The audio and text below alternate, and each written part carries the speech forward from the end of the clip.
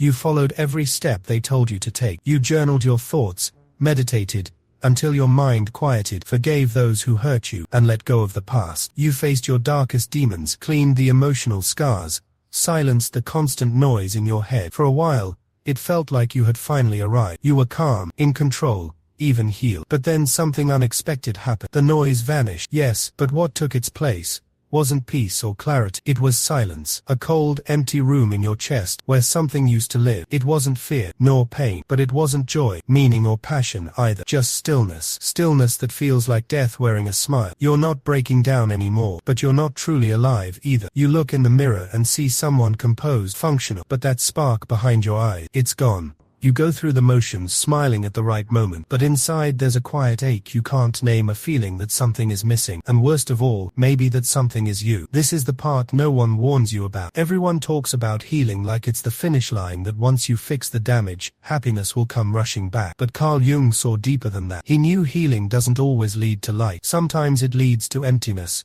Because when the false self falls apart, when you finally face your shadow, you're not left with peace. You're left with space. And space before it blooms into freedom feels a lot like death. So if you've done the work and still feel numb, if you've stared into your darkness only to find a hollow void, you're not broke. You're stepping into a phase of healing that most people don't dare to talk about. This silence, this void, it's the beginning of Jung's darkest truth. Modern self-help tells us a comforting lie. It sells healing as a destination, something you reach after enough journaling, meditating, or speaking your truth. It promises that once you let go of your past, once you raise your vibration, you'll finally find peace, happiness, and a life that feels good again. But what if that feeling never comes? What if you follow every rule and still wake up wondering what the point is? What if you still feel that a vital piece of yourself is missing? Here's the reality. Most self-help doesn't prepare you for what happens after healing, because what it sells isn't consciousness or wholeness, it's comfort and safe. Carl Jung saw this illusion clearly. To him, healing wasn't about relief, it was about confrontation, not just with your past or your pain,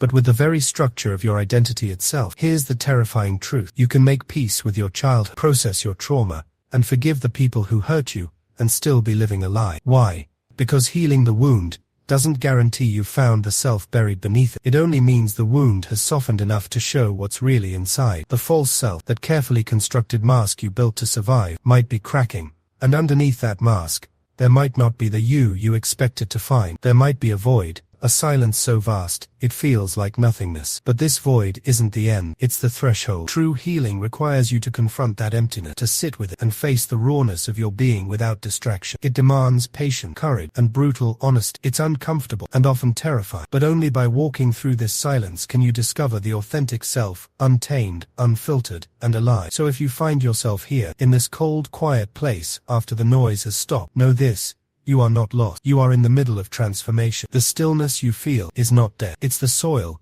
in which new life begins to grow. Healing isn't about patching up the old you. It's about surrendering to the unknown and trusting that on the other side of that silence, a deeper, more vibrant version of yourself is waiting to emerge. The pain isn't screaming anymore. And when the screaming stops, the silence that follows can feel like clarity, but it can also be a trap. Jung called this trap false integration. It's when you mistake emotional relief for real transformation. When you confuse feeling better with actually being whole. You wear your progress like a mask, calm on the surface, fractured beneath. You've learned how to manage life, how to keep it together, but you haven't yet answered the hardest question. Who is the you that survived all this healing? What happens when the tools stop working? When the rituals feel empty? When peace feels cold and joy seems just out of reach? That's not failure. It's the edge of something deeper, the place where most people turn back or pretend they've arrived. But Jung didn't stop there. He pushed past the illusion and found not an end to suffering, but the beginning of truth. Real healing, he believed, isn't about escaping the darkness, it's about descending into it without losing your soul. If you're feeling lost now, maybe it's not because you're off the path, but because you're finally on it. You were told to face your shadow, so you did. You dug into your past, confronted your rage, jealousy, guilt. You named the things you spent years hiding. You pulled back the mask and looked into what lay beneath. For a brief moment, there was clarity. You saw your darkness, and it saw you back. No more pretending, no more filters, just raw, unresolved, terrifyingly real.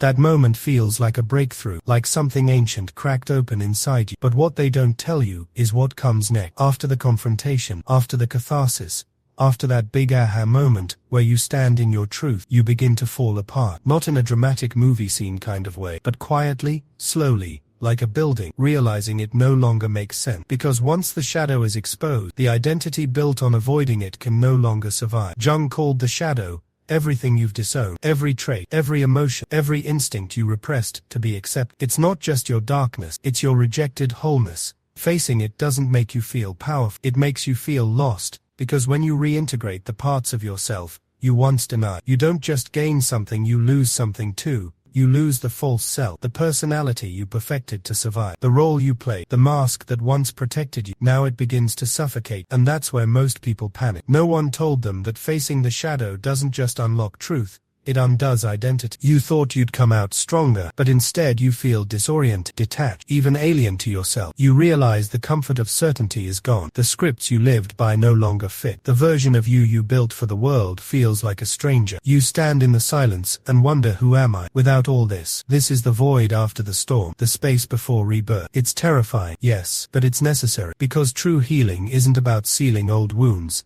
It's about breaking down so something new can grow. It's about losing what isn't real so you can find what is. It's about surrendering the masks so the authentic self can emerge, raw and unfiltered. So if you feel like you're falling apart after healing, remember, you're not breaking, you're being rebuilt. You're shedding a false identity to make room for your true self. This is the dark night of the soul, the painful, beautiful process of becoming whole. And on the other side of this silence, this emptiness, waits a deeper kind of peace, a peace born not from avoidance, but from full, unflinching acceptance of all that you are. The real you is waiting beneath the not perfect, not polished, but alive, ready to rise. You try to slip back into your old life, but it no longer fits. The people you once felt close to now seem distant, like strangers wearing familiar faces. You try to explain what you're going through, but no one truly understands. It feels like everything is breaking down, and it is. But collapse isn't your enemy. It's the beginning of transformation. Jung believed that to become whole, your old self must shatter. Healing isn't about fixing the mask, it's about destroying it completely. When your old identity starts to crumble, you'll feel hollow, not because you're failing, but because you're finally making space for what was never allowed to exist. This stage isn't pretty. It's not something you can post about with a motivational caption. There are no quick fixes or easy answers here. This is the death of illusion, and every death feels like failure until you realize what it's clearing the way for. So if you feel like you're falling apart after deep inner work,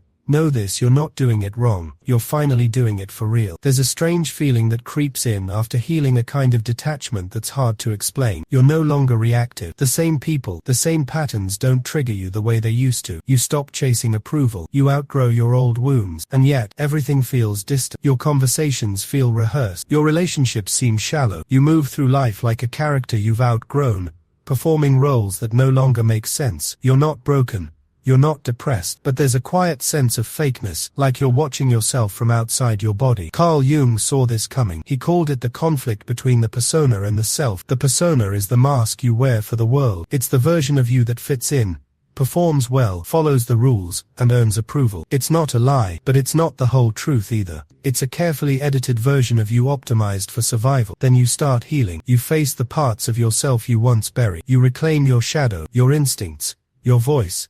And suddenly, the persona no longer fits. It feels tight, unnatural, even absurd. You smile when expected, but the smile feels hollow. You laugh at jokes but don't really feel them. You talk about things you once cared deeply about, but now they sound scripted. And here's the most disorienting part: you don't know who the real you is anymore. The mask is cracked, but the self hasn't fully emerged. You're in limbo. Jung said the self is not something you perform, it's something you become. But to become it, you first have to lose everything that isn't. That means losing the personality you thought was you, losing the roles you built your worth around, losing the labels, the identity, the polished image. What's left is silence, space, a blank slate that feels terrifying, because for the first time, you don't know who you're supposed to be. You realize most of your life was spent building a fortress around your true self, a fortress made of habits, fears, and stories you told yourself to survive. Now that fortress is gone, and the emptiness can feel like falling. But this emptiness is also the birthplace of freedom, because when the mask falls away and the old roles no longer hold, you finally have room to discover who you really are beneath it all. The journey from collapse to emergence is messy, it's confusing, it's painful, but it's also necessary, because true healing isn't about patching up the old self, it's about letting the old self die so the authentic self can rise. So if you're in this space between who you were and who you're becoming, hold on, you're not lost. You're in the most important part of the journey, becoming you. Life was a performance not out of cruelty but out of survival. You became what felt safe, what was prey, what was familiar. But now that the mask has fallen, you can't unsee the truth. You were never fully present. This is why you feel detached, not because there's something wrong with you, but because you're no longer willing to betray yourself for acceptance.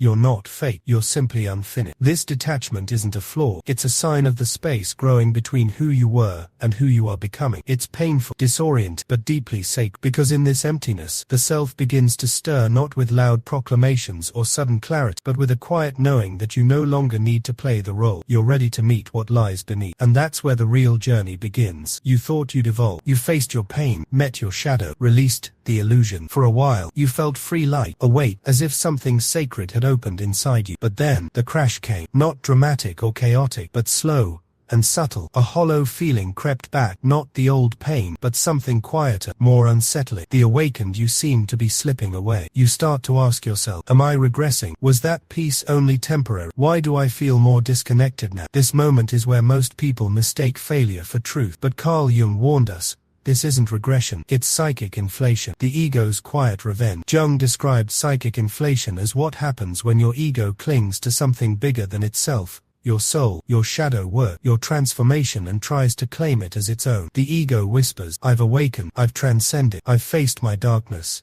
I must be whole now. But the ego hasn't disappeared, it's just changed its disguise. Now it wears the mask of the spiritual, the wise, the healed. Underneath that costume, it's terrified. It no longer controls the story. It no longer defines who you are. It's no longer the center of your life. So it fights back, not with fury, but with emptiness. The ego doesn't scream anymore. It retreats. It lets you feel hollow and disoriented, not because you're lost, but because your ego is losing its throne. This is dangerous territory. Most people relapse here. They misunderstand the emptiness as failure. They think they've made a mistake, so they retreat back to the comfort of their old roles, their old masks.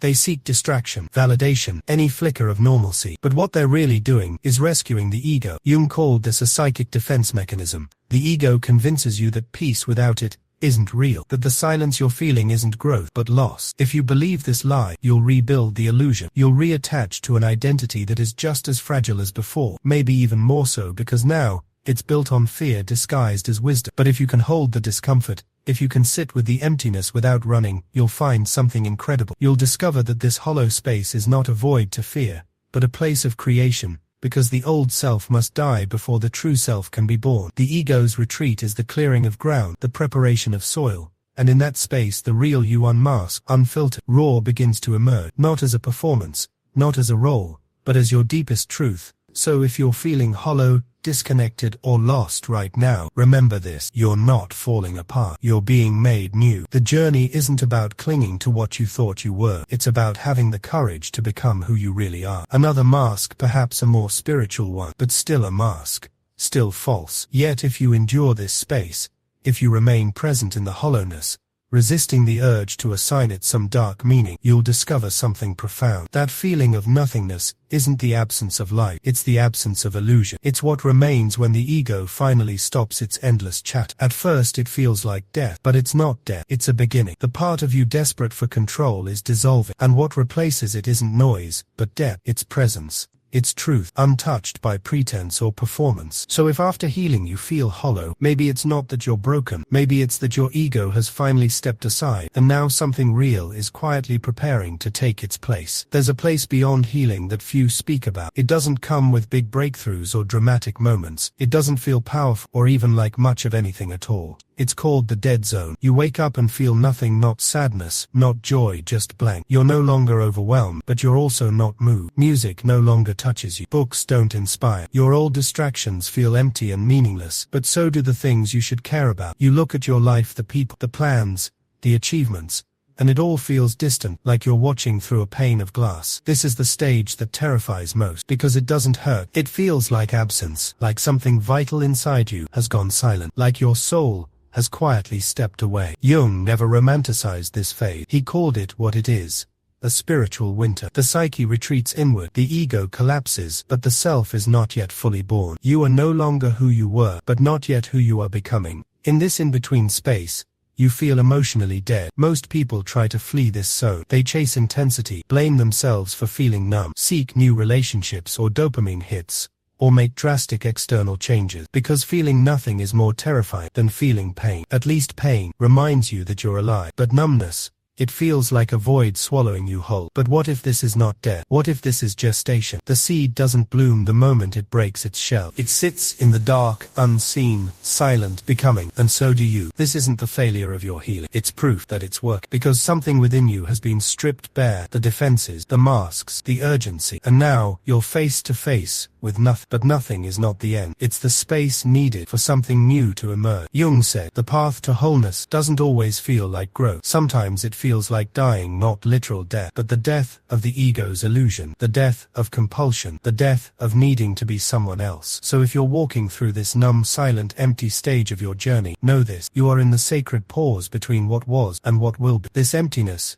is the soil where your true self takes root. And though it feels like loss, it is the slow unfolding of your deepest freedom. This is not the end of your story. It is the beginning of your becoming. Don't turn away from this part of your healing journey. Don't fill the emptiness or run from the silence. Feel it fully. This isn't your soul abandoning you, it's your soul preparing to rearrange itself. Just like winter, this phase isn't the end of your story, it's where your roots dig deeper. Stillness doesn't mean nothing is happening. It means everything is happening just beneath the surface. There's a lie we tell ourselves that finding our true self will feel easy, that becoming whole will bring lightness, clarity, and peace, that once we integrate the darkness, joy will be our reward. But Carl Jung warned us, individuation is not gentle, it's brutal, because becoming whole doesn't mean becoming happy, it means becoming real. And reality, when you've been living inside illusion, feels like pain. Individuation is the process of embracing every rejected piece of yourself, not just the wounds, but the rage you buried, the desires you denied, the truths you dared not speak aloud. It means breaking free from the roles you were praised for. It means losing the identity you spent your life building. It means looking at your life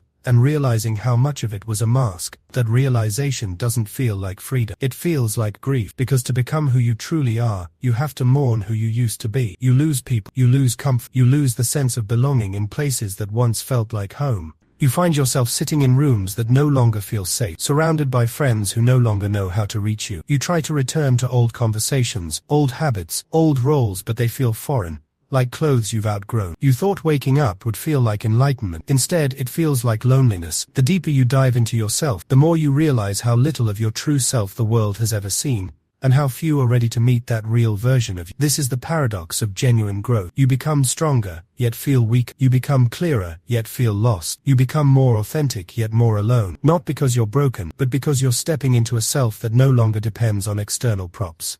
No more chasing approval. No more pretending. No more shrinking to fit into lives never made for your depth. Jung believed this collapse, the chaos, the dismantling isn't a detour, it is the path. The self, in Jung's words, is not found. It's forged through contradiction, through fire, through loss. If it hurt, if you feel like you're breaking down, if your life feels like it's unraveling, you are not failing. You're finally touching what's real. You're stepping beyond the false peace of comfort into the raw, chaotic wholeness of truth. And that truth isn't gentle. It's not light. It's terrifying. It's disorienting. But it's sacred, because this pain is not the end. It's the price of becoming whole. We're often taught that healing means fullness, joy, completion, overflowing peace. But when you finally reach what Jung called wholeness, you don't feel full, you feel exposed. True healing doesn't armor you, it strips the armor away, piece by piece, layer by layer, until all that's left is the raw, unfiltered version of yourself. And that version, it doesn't arrive with fireworks or epiphanies, it comes with silence, a silence that most mistake for emptiness, because when illusions collapse, when identities, beliefs, roles, and ego games fall away, what's left can feel like nothing. You're no longer being praised, you're no longer performing, you're not chasing, hiding, or fixing. You're just there, fully present, terrifyingly open. That openness at first feels like a void, like something's missing, like something's wrong. But Jung would say, nothing's missing. What you're feeling isn't emptiness, it's the absence of noise. It's the space revealed once the internal war is over. It's not the presence of lack, it's the disappearance of illusion. The ego doesn't know how to live in silence. It panics when there's nothing to control. It mistakes stillness for death and screams for anything to fill the void. That's why so many sabotage their healing, not out of weakness, but because they mistake truth for absence. Here's the paradox. Jung understood that wholeness, especially in its early stages, doesn't feel like power. It feels like vulnerability unguarded, stripped bare, naked in the face of reality. It's standing in the ruins of who you used to be, before anything new can grow. But that aching silence, that space, it's not the end of your story, it's the beginning. Because only in that silence can something real start to grow. Not a role, not a mask, not some socially acceptable version of yourself, but you raw, unedited, undeniable. So, if you've reached a point in your healing where you no longer feel full, don't panic. You're not failing. You're finally feeling what wholeness actually is. Space. And in that space, truth has room to breathe. If you've endured the silence, walked through the numbness, the dead zone, the loss of identity, something strange begins to happen. Not all at once, not in some glorious moment, but slowly, quietly, meaning begins to return. But it's not the meaning you used to chase. It doesn't come from validation, dopamine highs, applause or achievement. It's not the kind of meaning that gets you followers or makes you feel successful. It's something far more subtle. You notice it in small moments, in how you feel when you choose truth over performance, when you say no without guilt, when you sit in solitude and don't need to escape. It's the kind of meaning that grows like roots, not fireworks. Quiet, stable, and internal. Carl Jung believed that meaning doesn't arrive from the outside. It's not handed to you by success or approval. It's cultivated from within, in the soil of your own experience, deep, slow, and grounded. This is the real work, the hard work becoming whole, not by adding more to yourself, but by letting go of everything that isn't you. When you can sit with yourself without masks, without distractions, without pretending, that's when the truth begins to rise. It doesn't shout, it doesn't dazzle, it whispers. And in that whisper, you find what you've been searching for all along, not fullness, not perfection, but a raw, undeniable presence. That is wholeness, that is healing, that is freedom. Meaning doesn't come from the outside. It has to be born within, through suffering, through brutal honesty, through integration. That's why it feels so different, because it wasn't handed to you, you earned it. But here's the twist. The moment meaning starts to return is often the same moment the pain rises again. Not because something's broken, but because you're finally alive. You're no longer numbing. You're no longer hiding. You're beginning to feel again. And that feeling includes the ache of everything you once buried. That ache isn't a flaw, it's a signal. It's your soul stretching, reawakening, making space for something authentic. Most people mistake pain for failure or a wrong turn. But Jung saw it different. Pain isn't the enemy, it's the compass. Not because it's noble or romantic, but because it means you're moving through something real. You're not distracting yourself. You're not faking it. You're not outsourcing your identity. You're becoming. And that process hurts not because you're broken, but because you're growing out of the skin that once kept you safe. So when meaning returns,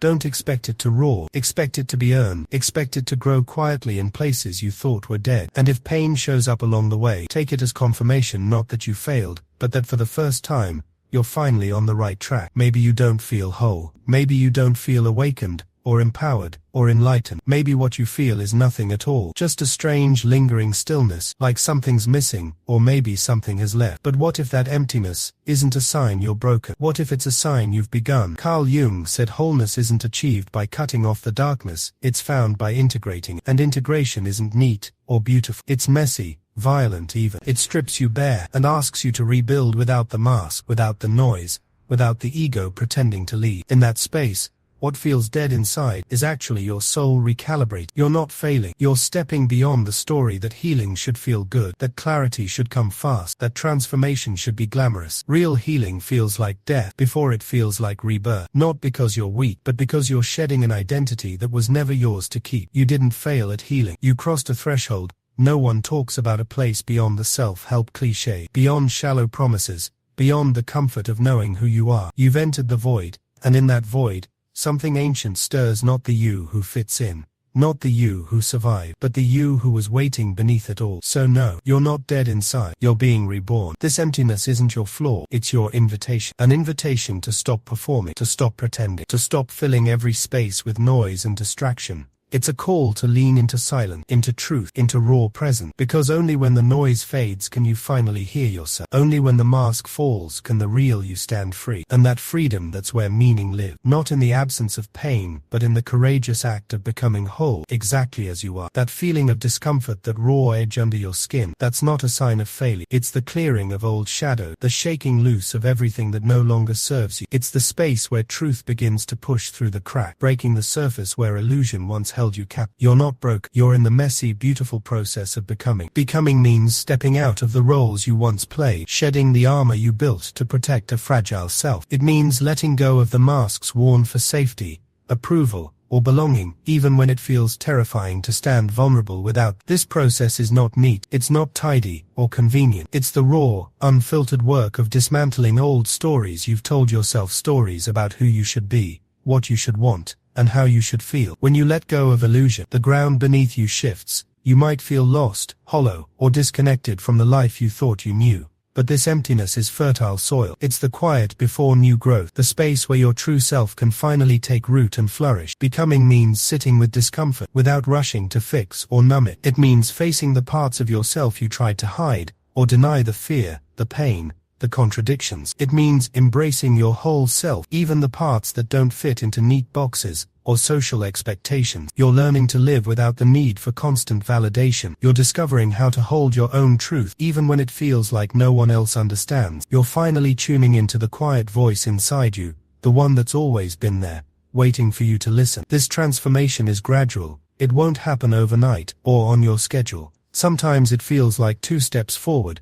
1 step back. Sometimes it feels like standing still, stuck in a fog. But every moment of resistance is a part of the journey, a sign that you're breaking free from old chains. Becoming means trusting the process, even when the outcome is unclear. It means embracing uncertainty as the fertile ground where real growth happens. It means moving forward, not with certainty, but with courage. You're not broken. You're becoming more real, more alive, more whole than you've ever been. So when the discomfort rises, don't run from it. Lean into it. Feel it fully. Let it shake you awake. Because on the other side of that discomfort is a truth so deep and so powerful that it can't be contained by illusion or fear. It's the truth of who you really are, unmasked, unguarded, and undeniably you. And that truth, once rooted, changes everything. You become free, not from struggle, but through it. You become whole, not by avoiding pain, but by integrating. You become yourself, not by hiding, but by showing up fully, even when it's uncomfortable. This is the path of true healing. It's the journey from brokenness to becoming, and it's yours to walk, step by